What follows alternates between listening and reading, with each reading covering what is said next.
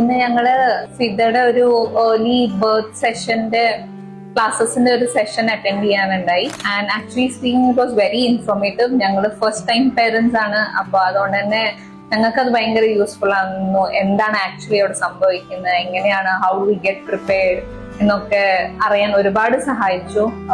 So I am really thankful to മോമൈൽഡ് as well as Fida. Fida, you did a wonderful job. എക്കോയിങ് her words, ഒരു ഗുണം എനിക്ക് തോന്നിയെന്ന് വെച്ചാൽ ഇതൊരു കൺസോളിഡേഷൻ പോലെ തോന്നും. നമുക്ക് ബിറ്റ്സ് ആൻഡ് പീസസിൽ പല സ്ഥലത്തും ഇൻഫർമേഷൻ കിട്ടും.